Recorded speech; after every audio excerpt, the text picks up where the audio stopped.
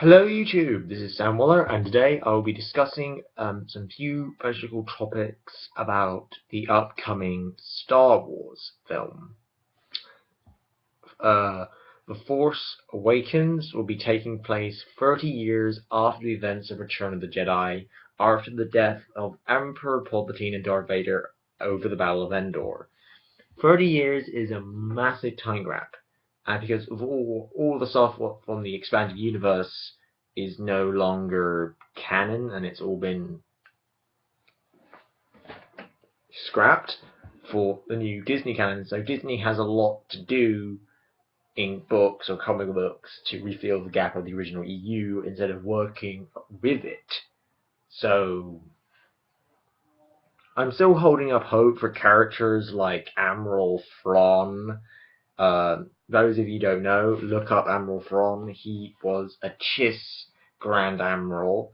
He is one of the greatest non-Force user characters ever conceived in Star Wars history.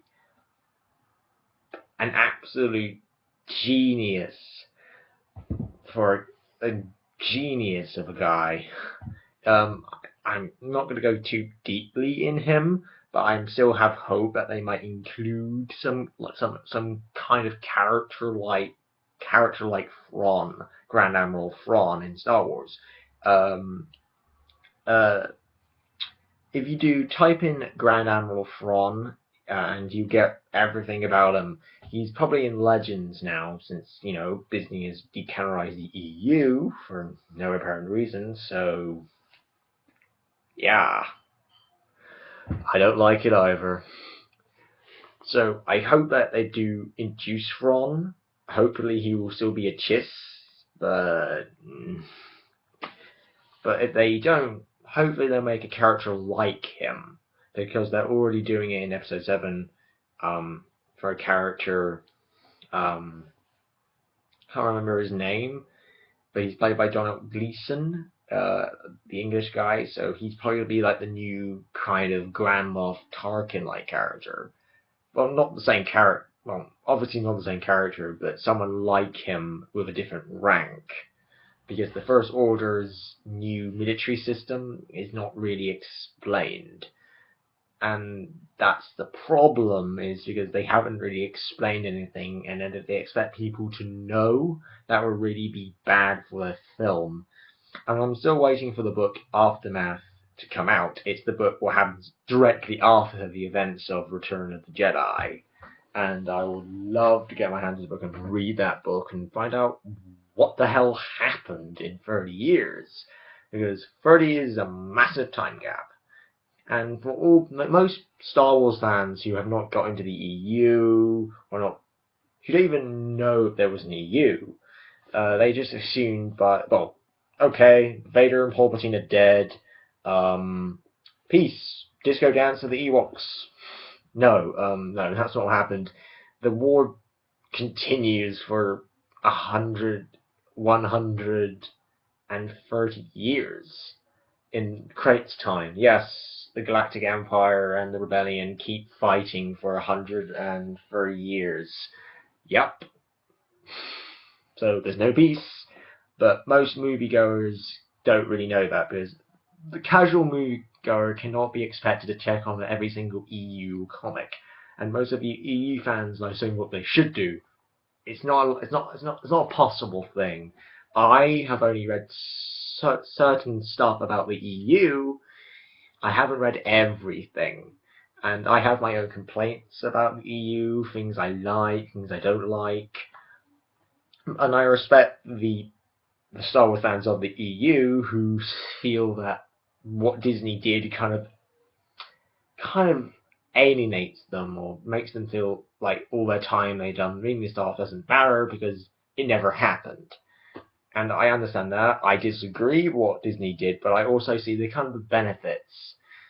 But I see both sides of you. I'm a political idealist when it comes to things.